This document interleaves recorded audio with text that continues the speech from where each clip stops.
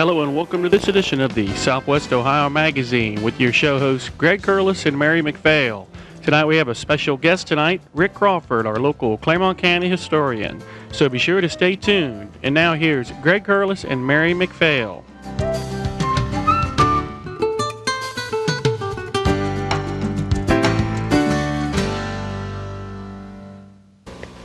Hello once again, everyone, and welcome to Southwest Ohio Magazine. And Mary, I got to tell you, I missed the last show. I was in Chicago, so didn't get to go there. But I understand that you went out to the Grassy Run Rendezvous, correct? Yes, I did on Sunday in the rain. Had a wonderful, wonderful time. Met a lot of incredible people. It was really a neat event. And I understand that Ron actually did do the tomahawk practice, is that right? Well, he was hoping that you would come and be a target, but since you weren't there, he did proceed without you and said he will just be that much more polished next year. Be that much more polished next year. Actually, I was afraid I would end up like this if I had gone out to see Ron. I don't blame you. The targets were rather small. He would have had to be incredibly accurate. You know, that's all I needed. So. Well, I did. I had a wonderful time. In fact, they said the attendance Saturday was over 1,000. Wow. They had 150 Cub Scouts who spent the night for the camp out, and it was a lot of fun. I brought back some pictures that I know we're going to show up on the screen here, and thanks to Lil Tim, the Smithy, and his son for being such warm people and showing me what they do. Mel and Barb Derrickson, who played their lovely instruments for everyone, and Brad Kepler. Really got to meet a lot of the people that Ron and Lee had talked about on our last program. So if you missed it this year, make it part of your plans for next year to attend the Heritage Rendezvous. It was a wonderful event. It sounds like it really was. And that was a great show, too, that you did here in the studio. Well, thanks. You were greatly missed, but I'm glad you're back now, and we're going to have a great show today. We are. We really are. We're going to have a really nice show. One of our standard guests, Rick Crawford, is here with us tonight, so we're going to be able to talk to him in just a few minutes.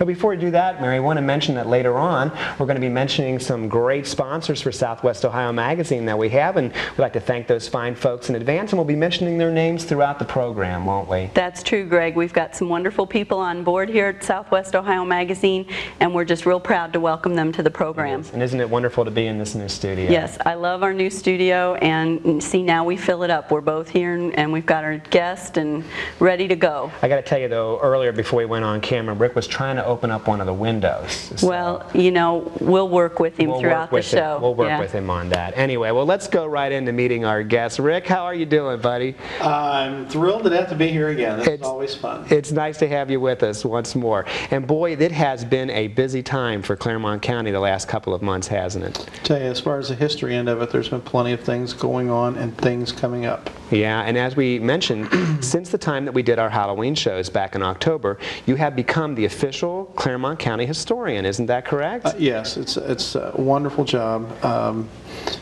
And I've had no problem filling up the time. In fact, most of my days don't end until 8, 9, 10 o'clock at night. So it's terrific. I'm actually getting paid for what I was volunteering to do for a little over 22 years. Well, so I can tell you personally, at an event that I was at this past December, I had an opportunity to talk to all 3 county commissioners, and they were very thrilled about this prospect because, you know, as we've mentioned so many times before, this is a very historic county, rich in deep history, and it's nice to have somebody now officially representing that. So tell us, what are some of the duties that you do? I know you're very busy, you know, and I can personally attest to the fact that you've been visiting with a lot of school children, too. So I give a lot of tours, give a lot of talks. Just the past week I spent 3 days at the Grassy Run Rendezvous.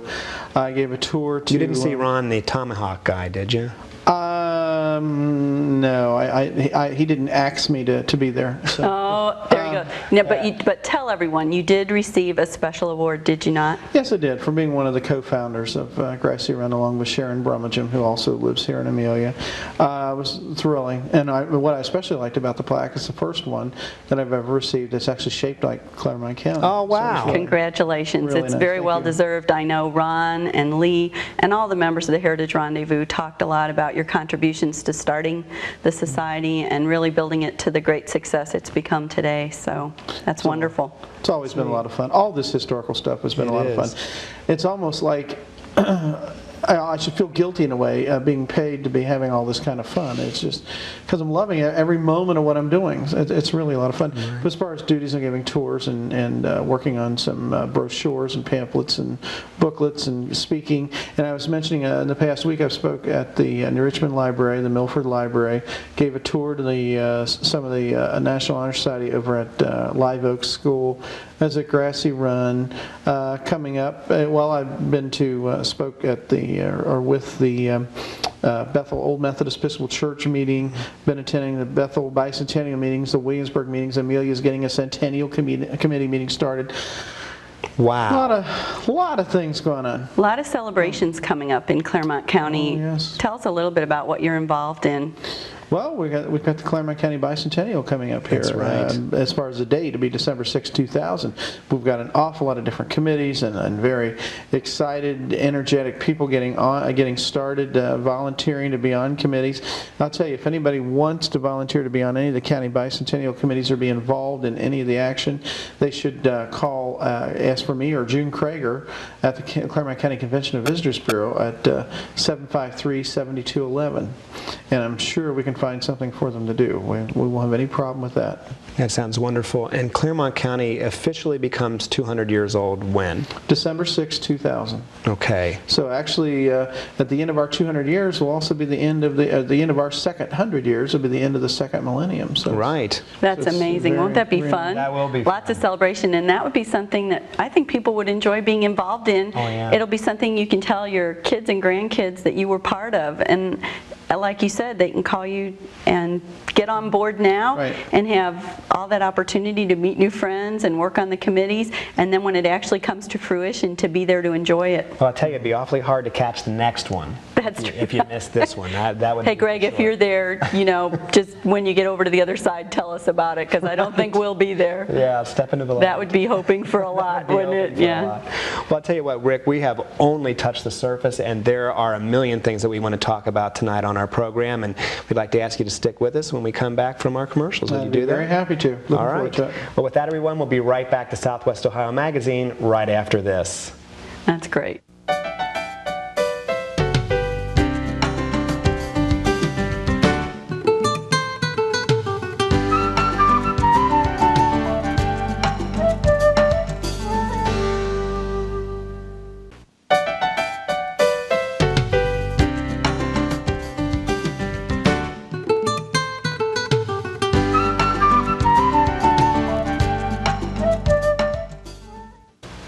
Welcome back. And Rick, I'd like to start this segment by asking you, Ron Schaus had mentioned the Clermont County Historical Center, and I understand there's been a building purchased. What plans do you have for the site, and where is that located? Okay. The site is located at the end of Willow Street in Williamsburg. It is at an area that was originally known as Harmony Hill. William Lytle, known as the father of Clermont County, that was his farmland there. And the building that's sitting there, it's a 7-family apartment building, is sitting on the foundation of Harmony Hill. We believe that was the original foundation. And it's a 7-family apartment building, and we're hoping to have that converted into a museum, an archival research area, meeting rooms, a library, a museum. There's many things we can do, and the people of Williamsburg are very proud of that, of having accomplished that. But it's not just going to be Williamsburg. It's a whole Clermont County Historical Center, something that many people that love the history of this county have been working on for decades, and it's very exciting. That sounds wonderful. If any of our viewers would like to get involved in helping with this project to see that the conversion of the house gets completed, how can they get involved, either as a contributor or somebody that wants hands-on experience helping with the project? Well, I'll tell you, they could call the Williamsburg Rotary or the Williamsburg Village offices, and they would be able to connect them with the proper people. I don't want to mention anybody's number on the TV and find out later that they're going to shoot me. So, but the Williamsburg Village offices, I think, would be a good place to call for anybody that wants to help, maybe financially or physically or however they can help. That sounds wonderful. You know, Rick, we were kind of talking before we went on camera here this evening. It'd be kind of fun to mention a little bit. You know, you're driving down the road in Clermont County and you come across a town and you say, how did this place get its name? how did they end up finding Some of the this? names are unusual. Yeah, very unusual. So let's take a few moments, if you would. And Well, let's play a quiz, Let's Greg. play You a asked quiz. me some- Okay, asked me I'll some tell you what I'll do. towns I'll name a town in Clermont County, and you tell me how it got its name. Okay, if I don't know, I'll make up something. No. Oh, I'm no, kidding. I don't. Just kidding. I'm kidding. Uh-oh, he's Yeah, busted okay. now. Yeah, he is, No, really. just fire away. Okay, I'll start away. Let's start with Williamsburg. Okay, Williamsburg was originally called Lytlestown after William Lytle. And then, you have Lytlestown, then you have Williamsburg after William Lytle. Yeah. And it's the oldest town in the county, founded 1796. We haven't stumped him. No, I got a try feeling- again. Try the second one. I got a feeling he's pretty good. I know. At this area. All right, here we go. Let's try Bethel. Bethel, a site in the Bible, Genesis chapter 28. It's where Jacob had his dream about the ladder. Okay. And that's because Bethel has a lot of, doesn't have a lot of Obed-Edom ladders. was very religious, and he was a Baptist, and he founded the town very much anti-slavery because of such a great religious background. He wanted to name it something after a site in the Bible. It was originally called Denhamstown, or it was originally called Plainfield, after Plainfield, New Jersey, where he was from. And then it was called Denhamstown, and then Bethel when it was platted. Okay, here we go. Third time's a charm. Third time Go charm. for it. Go Well, for it. So far I've been hitting kind of the big towns. The big towns. Okay. Hit something littler. Let's hit something. Marathon. Marathon. Marathon is one of those towns. Now, you've got me on that one because we're not for sure how Marathon got its name. We do know that it was originally called Cynthiana because the founders of the town, their daughters were named Cynthia and Anna. But how it got its present name of Marathon it received that name when a post office was established there in the mid-1800s. Well, now that's not. Okay, let me try one. Okay, you try one. How about Pisgah? How Mount did Pisgah? Yes. Mount Pisgah. Mount Pisgah was its nickname was Keg Town for a long time because they made kegs there for wine and for different products, bullets during the Civil War, things like that. And Mount Pisgah is another site in the Bible, and it's also on it's on a rise there, a mount, and that's where it picked its name up. A lot of the towns are associated with biblical sites, basically. How about Shiloh? Well, which one? Do you want the one in Goshen Township or the one down in Franklin The one down Township? in the river on Franklin Okay. Township. I pronounce that Shiloh because we have the other Shiloh, and they're both spelled different. But the Shiloh down there was originally called Mechanicsburg because many of the mechanics on the steamboats lived there. When and the town was founded in 1816 by a man named Robert Bagby. Wow. And the present name of Shiloh, I think, was named after one of the packet boats or steamboats that was there and See, frequented the area. this is why he's the Clermont County historian, This and we're not. This is why I mean, I know. I know. We, the commissioners, if we were to apply, they would have laughed us right out Who of said, it. "Excuse me, next." All right. Well, I'll tell you. Here's one that's probably I could even do. You can. Okay. I could even do this one Well, because no, don't give me one. You can, unless you want to. No, Well, I want to check and see if I'm right. Oh, okay. I want to see if okay. I'm right on this. Okay. Now, because of its location on the Little Miami River, Milford, that would have to have a mill and a ford in the river, Yeah, absolutely, right? absolutely. Okay. But it was originally called Hageman's Mills after the founder, John Hageman, and he built some mills there. And when they built the mill race, actually it's near where the bridge is there along. Believe it, Mill Street, surprisingly. That's where it was the ford at the spot where the mill was. The mill was built at the fording spot between Clermont and Hamilton counties. And the other side would have been Terrace Park, which is originally Cobalt Station, a little Indian fort there. You know, and I tell you, it's very interesting, and this can be for all of our young people in the audience. It's really a good idea to talk to your grandparents, talk to relatives, talk to older folks that live in your neighborhood. I remember talking to my grandfather, who's 86 years old, and he was born and raised in Milford, and he remembers that ford on the Little Miami right exactly where you said it was before they even built the old overhead truss bridge. So, and it was oftentimes, and you couldn't even get there. You were pretty much isolated from there in Terrace Park. Well, speaking of talking to grandparents stuff, that's one of the projects I've assigned myself. Is I'm trying to get with the old timers in each community and get them in my car and audio tape them on pointing out all the historical sites and anecdotes about the history of the towns. That's a wonderful We've done idea. about 8 towns so far, and with all the towns. And I'm not just talking the big ones like Amelia, Batavia, Bethel. I'm talking about Mount Olive and Point Isabel and Springvale and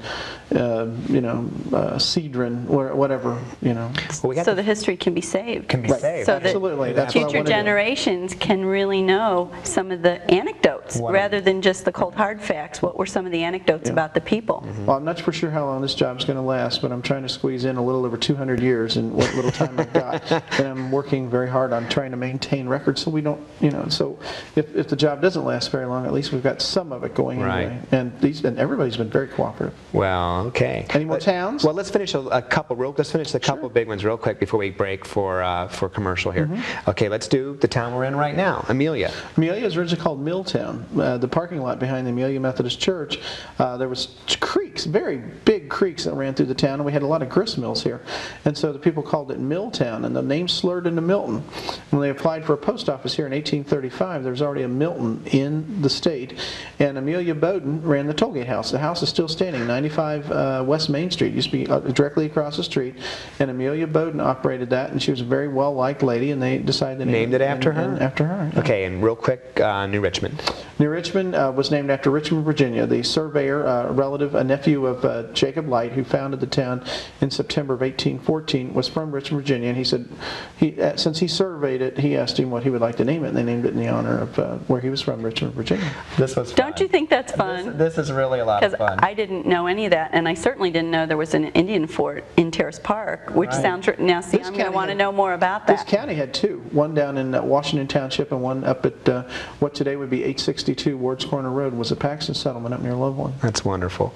Well, Mary, before we break, let's go ahead and mention, as we said at the beginning of our program, some of the fine sponsors that are sponsoring Southwest Ohio Magazine now. And we'll start off with the Cantor Insurance Agency and Real Estate Company right here in our county in Bethel, Ohio. Right, and Jeannie's Styling Salon in New Richmond. Thanks, Jeannie. And we can't forget Colonel's Pizza in New Richmond, one of the best pizzas around Clermont County. I can personally account for 10 of those a week, probably. A week, I know. And the Landing Restaurant in New Richmond, thank you. And of course we have to mention Coaxial Cable System. And Simpson Security, also in Amelia. Right. And with that, everyone, we'll be right back right after this.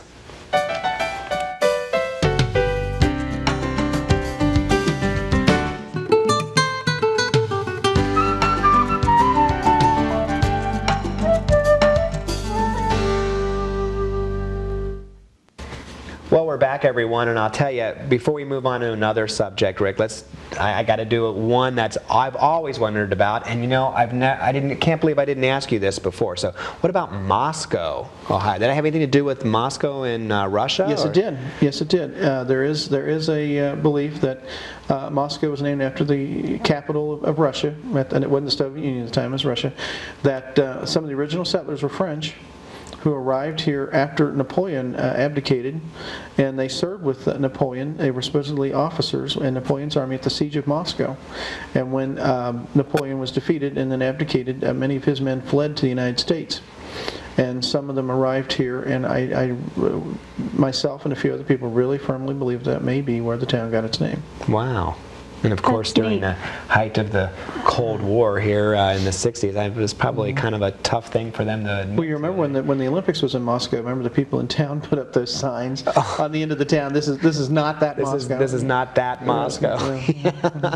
Well, let's switch gears if we can, Rick, and talk a little bit about some of the neat upcoming events here in Clermont County. And I don't know if most of our viewers know this, Mary, but Rick, in addition to being the Clermont County historian, has had actually the beginning of his career sports writing for local newspapers. I remember you used to write for the Forest Hills Journal and the Clermont Journal, I think, right? Community Journal, Clermont Courier. Right, and I remember that years and years ago. Of course, we won't say how many years. No, don't publicize that. 29. 20. I remember reading your articles. Started in September 1964. Absolutely. And you were what, 2, 3? I was 6 months early reader. I know. Wood graduate, as a matter of fact. And of course, I wasn't, even around You weren't then. even around then. Yeah, right. Okay. Anyway, there's an event coming up, I think, on May 7th, which is an induction of the Clermont County Sports Hall of Fame. And I know you have an interest in that, and tell us about that, if you would. This is our 5th year, and wow. It is a tremendous event.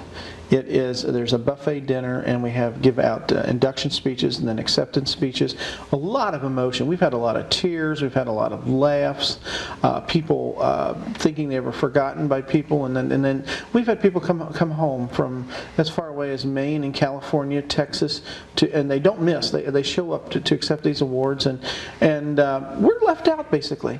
Other areas around us, Cincinnati, Hamilton County Hall of Fame, and then when they make their all-star teams games, it always seems like it's always eastern Indiana, northern Kentucky, Butler County, Warren County, whatever. And there's that wall here at Clermont. So we're taking care of our own, and I'm very excited. May 7th at 6:30 p.m.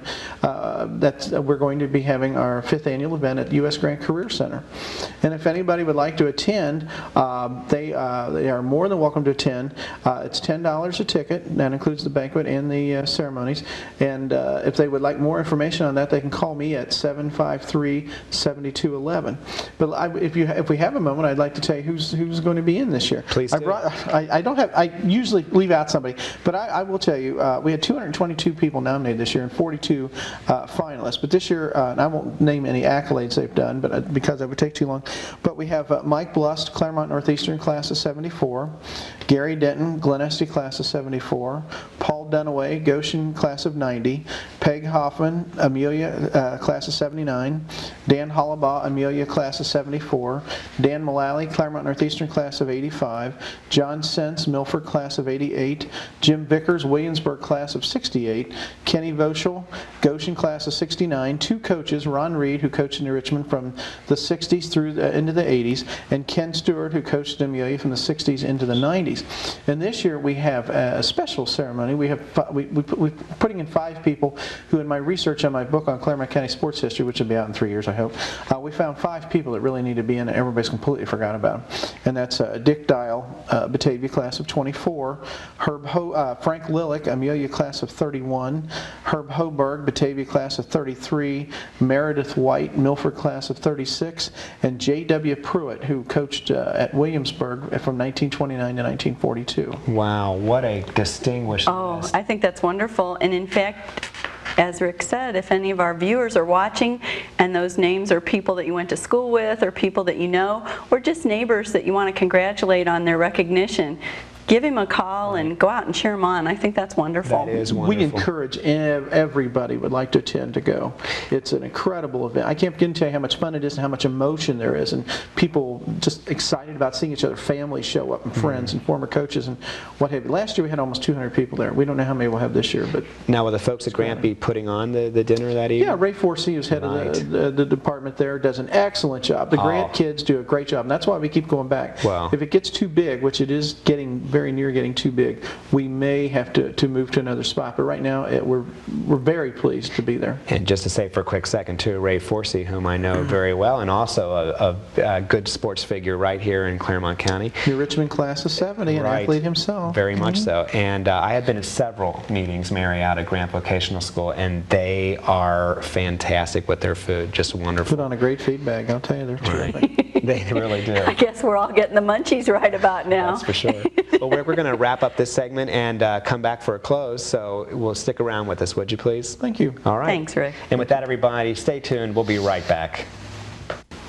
And we're back, everyone, and Rick, I cannot thank you enough for being on our program. It's been great having you here. Isn't he a great guest, Mary? Well, this has been a special pleasure for me because I've heard so much about you over the past several months. It's really been nice to meet you face to face. This has been a lot of fun. Thank you. It was nice meeting you, too. It certainly has. And before we go off the air, Mary, we want to mention we have 3 of Rick's books right here, and we'll hold them up in just a little bit for the camera. But these are still available, and for our viewers, the first one is The Thunder Before the Dawn, Stories of the Early Settlers and Warriors in Clermont County. And we'll get a shot of that right there.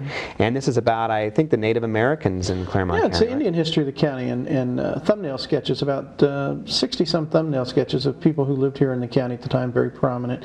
Trails, battlefields, campsites. I have everything pinpointed almost to where you cannot miss knowing where the spots are. That's great. Well, our second book then is called The Lightning Across the River. It's the story of John Hunt Morgan's raid on Clermont County, and this is a really neat book for Civil War buffs, isn't it? Right. It talks about Morgan's raid, the 18 hours he was here, and the last half of the book is on U.S. Grant, a lot of previously unpublished material on U.S. Grant in Clermont County. Right.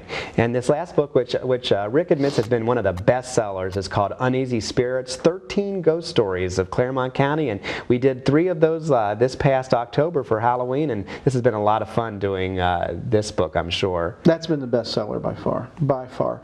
And I'm looking forward, I mean, every time I go out the door, somebody's asking me about if we're going to do Halloween stories again, and I'm really looking forward to Halloween season. And Rick, viewers can purchase these books by giving you a call, and let's have that phone number one more time, please. Well, they can call me at home at 753-4642 or at work at 753-7211. And the books are $10 if they pick them up, or if we mail them, they're $12.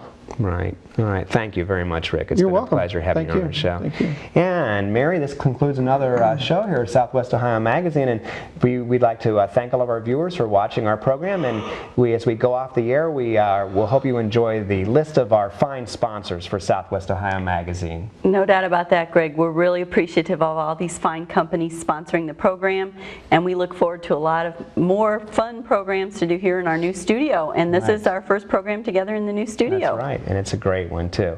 Thanks for watching, everyone. So long.